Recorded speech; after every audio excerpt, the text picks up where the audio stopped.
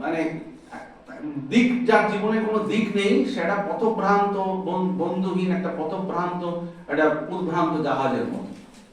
এটা প্রথম। দ্বিতীয়, শ্রদ্ধার কথা বলার আগে, শ্রদ্ধা হচ্ছে সবকিছুর ভিত্তিভূমি, সেখান দিয়ে আমি শেষ করব।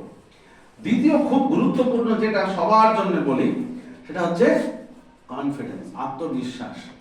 আত্মবিশ্বাস বা সেলফ কনফিডেন্স, এটা একটা সাংঘাতিক জিনিস, মনে রাখবে।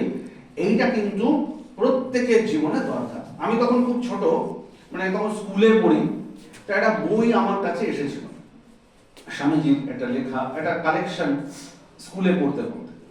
তো তখন দেখ, আমরা ছোটবেলায় সবাই যখন বাড়িতে থাকি, সবাই বলে যে ঈশ্বরের কৃপা, ঈশ্বরের দয়া, এ খুব ভালো কথা, নিশ্চয়ই। আমি একজন সন্ন্যাসী, আমরা সবাই বেশিরভাগ ক্ষেত্রেই আমরা ঈশ্বরের, সর্বশক্তিমান ঈশ্বরে আমরা বিশ্বাস করি, তার কৃপা, তার করুণা সব নিশ্চয়ই সে স্বীকার করছি।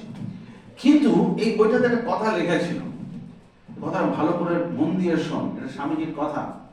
বলছেন, প্রাচীন ধর্ম বলতো, আবার বলছি, প্রাচীন ধর্ম বলতো যে ঈশ্বরে বিশ্বাস করে না সে নাস্তিক। নতুন ধর্ম বলছে যে নিজেকে বিশ্বাস করে না সে নাস্তিক। কি বললাম? প্রাচীন ধর্ম বলতো যে ঈশ্বরে বিশ্বাস করে না সে নাস্তিক। নতুন ধর্ম বলছে যে নিজেকে বিশ্বাস করে না সে নাস্তিক। জোর দিয়ে স্বামীজি বলছেন, have faith on yourself, you can do anything and everything.